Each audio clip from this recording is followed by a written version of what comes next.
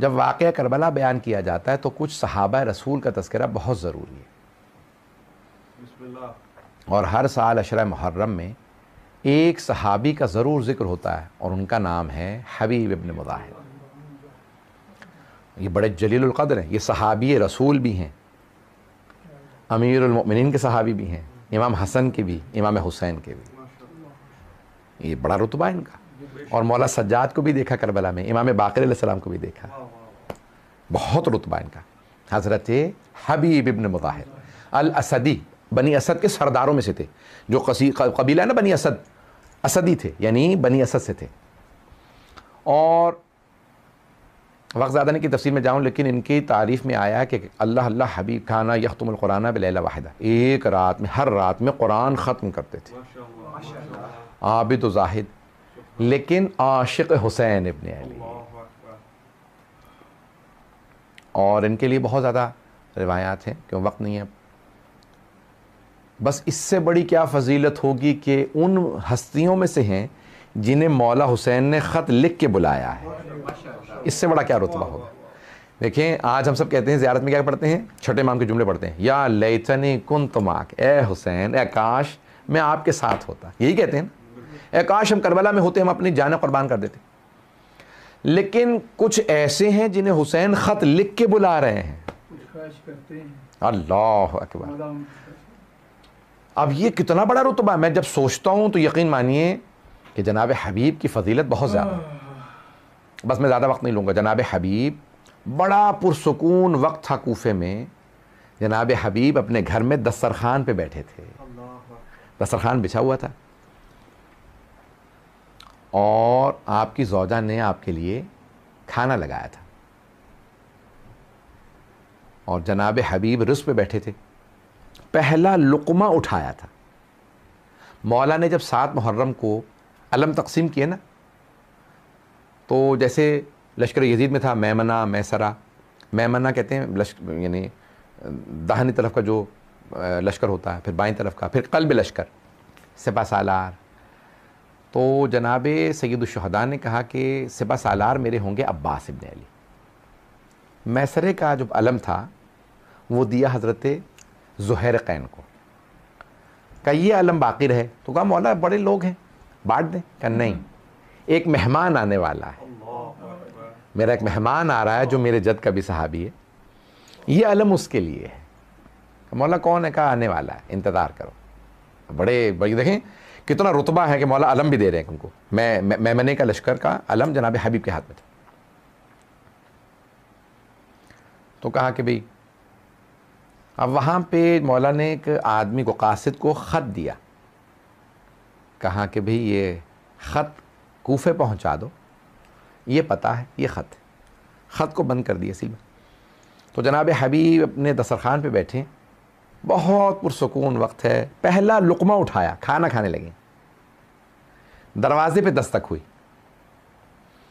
اب حدیث میں ہے کہ انسان جب بھی ماں باپ آئیں ان کی تعظیم میں کھڑا ہو جائے, لیکن جب رزق پہ بیٹھا ہو تو ماں باپ کے لیے بھی کھڑا نہ ہو, صرف امام وقت کے لیے.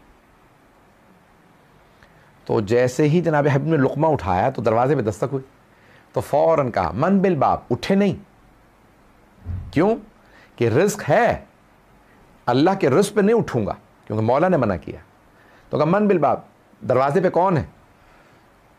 قاصد نے کہا انا برید الحسین, میں حسین کا پیغام لایا ہوں. بس یہ سننا تھا کہ حسین کا پیغام آیا ہے. کہا پروردگارہ یہ تیرا رزق ہے, لیکن وہ تیرا حجت ہے جس نے پیغام بھیجا. چوم کے فوراً لقمے کو وہیں رکھا, ننگے پاؤں ننگے سر دوڑتے ہوئے دروازے پہ آئے. اور دروازے پہ آنے کے بعد کہا کیا فرمایا میرے مولا نے؟ کہا آپ کے لیے خط دیا. خط لیا, تحریر کھولی نہیں, چوما. چومنے کے بعد آنکھوں سے مس کیا, سر پہ رکھا. کہا پروردگارہ تیرے حسین نے مجھے خط لکھا ہے. اللہ اکبر, کتنے عاشق ہیں. فوراً خط کو کھولا.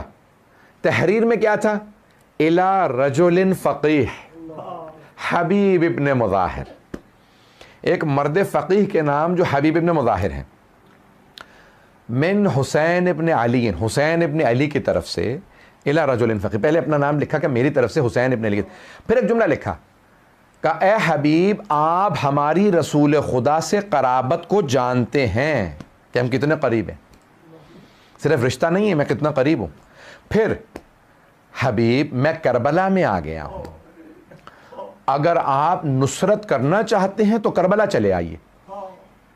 وہ جانتے ہیں آخر میں جملہ کیا لکھا؟ کہ آجلن، کہ حبیب آنے میں دیر نہ کیجئے گا، حبیب جلدی کیجئے گا. بس یہ جملہ پڑھنا تھا، جناب حبیب کے آنسو بہنے لگے. چوما، بار بار مولا حسین کے نام کو چوما. آئے زوجہ نے کہا کیا لکھا ہے زہرا کے بیٹے نے، زہرا کے لال نے کیا لکھا؟ کہا مولا نے کربلا بلایا. کہ پھر حبیب آپ نے کیا فیصلہ کیا؟ تو اب امتحان کیا تاکہ میری زوجہ بھی امتحان میں شریک ہو جائیں، وہ بھی ثواب میں شریک ہو جائیں. تو ایک مرتبہ کہنے لگے سوچ رہا ہوں کربلا جاؤں کہ نہ جاؤں. کہ حبیب زہرا کے لال نے بلایا ہے اور آپ سوچ رہے ہیں؟ حبیب اگر آپ نے نہیں جانا تو اپنی تلوار مجھے دیجئے، میں کربلا چلی جاؤں گی. کہا کنیز خدا آیا، ہو سکتا ہے مجھے زہرا کا لال بلائے میں نہ جاؤں، حبیب نہ جائے حسین کے بلانے پہ. کہا نہیں میں جاؤں گا. گھر میں غلام تھا، غلام سے کہا کہ غلام کوفے کے حالات اچھے نہیں ہیں، میرا گھوڑا میری سواری لے کے کوفے سے باہر چلے جائیے، میرا انتظار کرو میں آؤں گا. رات گزر لے، جب پہرا ہلکا ہو جائے گا میں نکل جاؤں گا، کیونکہ عبید اللہ بن زیاد نے پہرے بٹھا دیے، کوئی نکل نہیں سکتا. بس بھائی تمام ہو گیا وقت. آئے جناب حبیب فوراً اپنے گھر سے رخصت کیا، وداع کیا. جیسے ہی گھر سے نکلے تو دیکھا جناب مسلم ابن اوسجہ جو آپ کے کزن تھے، وہ بھی اسدی ہیں، وہ بہت بزرگ تھے، آپ کے سے تھوڑے بڑے تھے، تقریباً 90 برس کے ہیں. کہا کہ مسلم کہاں کیا کر رہے ہیں؟ کہا میں خضاب کرنے جا رہا تھا اور حمام بازار میں تھا، تو کہا جا رہا ہوں نہانے کے لیے. کیا بات ہے اتنے افسردہ؟ کہا حسین کربلا آ گئے ہیں. کہا حبیب آپ کو کیسے معلوم؟ کہا مولا نے مجھے خط لکھا ہے. کہا کہ پھر آپ نے کیا فیصلہ کیا؟ میں فوراً نکلنے والا ہوں. کہا پھر حبیب میرا انتظار کیجئے، میں بھی جانا چاہتا ہوں. جناب مسلم بن اوسجہ بھی نکلے. اب جناب حبیب کے آنے میں تھوڑی تاخیر ہو گئی. غلام کو جب وقت بتایا تھا تو غلام ایک مرتبہ گھوڑے سے کہنے لگا اگر میرے مولا نہ آئے، میرا آقا نہ آیا تو میں تجھ پہ سوار ہو کے کربلا چلا جاؤں گا، میں جا کے حسین کا دفاع کروں گا. ایک مرتبہ جناب حبیب نے کہیں جملہ سنا، رونے لگے. کہا مولا آپ اتنے غریب ہو گئے ہیں کہ اب کنیز زادے آپ پہ غیرت کھا رہے ہیں، مولا آپ کی اتنی غربت کہ آپ اتنے تنہا ہو گئے. فوراً جناب حبیب اپنے گھوڑے پہ سوار ہوئے. غلام سے کہا جا میں نے تجھے آزاد کیا، تو بھی حسین کا عاشق ہے، میں نے تجھے آزاد کیا. غلام نے کہا نہیں آقا اب مجھے آزاد نہ کیجئے، میں بھی حسین پہ قربان ہونا چاہتا ہوں، مجھے ساتھ لے کے جائیے گا. پھر ایک مرتبہ اپنے غلام کو سوار کیا، کربلا پہنچے. یہاں جناب حسین فوراً جناب سید الشہداء خیمے سے باہر آئے. جناب عباس نے کہا مولا کیا بات ہے؟ خیمے سے باہر. جناب اکبر نے کہا بابا کیا بات ہے؟ کہا میرا مہمان آ رہا ہے. جناب زینب کبریٰ نے کہا فضہ ذرا دیکھو تو صحیح کیا بات ہے، میرا بھائی استقبال کے لیے باہر گیا ہے. دیکھا جناب حبیب آ رہے ہیں، مولا کے قدموں میں گرے، مولا نے اٹھا کے سینے سے لگایا.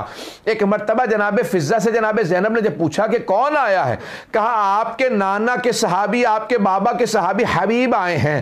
کہا جناب زینب نے فضہ ذرا میرے بابا کے، میرے نانا کے، میرے جد کے صحابی کو میرا سلام کہہ دو. ایک مرتبہ جناب حبیب نے کہا مولا اتنی غربت آ گئی، بہنوں کو ساتھ لے آئے.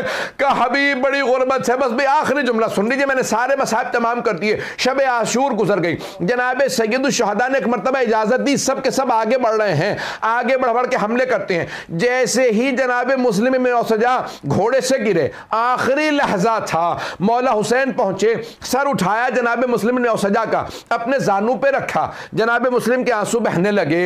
ایک مرتبہ کہا مولا آپ مجھ سے راضی ہیں؟ جناب سید الشہداء نے کہا میں راضی، میرے جد رسول خدا راضی، میرے بابا راضی، میری ماں راضی. ایک مرتبہ جناب مسلم ابن اوسجہ نے دیکھا کہ حبیب بھی آ گئے. جناب حبیب سے کہا، جناب حبیب نے کہا مسلم اگر مجھے یہ پتا ہوتا نا میں آپ کے پاس زندہ رہوں گا تو میں آپ سے پوچھتا کوئی وصیت تو نہیں ہے. جناب مسلم ابن اوسجہ نے کہا حبیب آپ پوچھے نہ پوچھے میری ایک وصیت ہے. کہا مسلم کیا وصیت ہے؟ کہا اوصی کا بہذا، حبیب حسین کو تنہا نہ چھوڑیے گا، حسین اکیلے رہ گئے.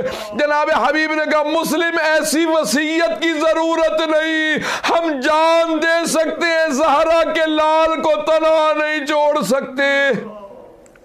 الا لعنت اللہ علی القوم الظالمین وسیعلم الذین ظلموا ای منقلب ینقلبون. پروردگارا تجھے واسطہ اپنے عزت و جلال کا ہم سب کی عاقبت بخیر فرما، ہم سب کو امام زمانہ کا ظہور دیکھنا نصیب فرما، دشمنان اہل بیت کو نیست و نابود فرما، داعش و طالبان کو غارت فرما، پروردگارہ مؤمنین کی حفاظت فرما، بے اولادوں کو اولاد عنایت فرما، اولاد والوں کی اولاد کو نیک و صالح بنا، کرونا وائرس کا خاتمہ فرما، ہمارے مقامات مقدسہ کی حفاظت فرما۔ ربنا تقبل منا انك انت السمیع العلیم بحق محمد وآلہ الطیبین الطاہرین المعصومین۔ ماتم حسین یا حسین یا حسین۔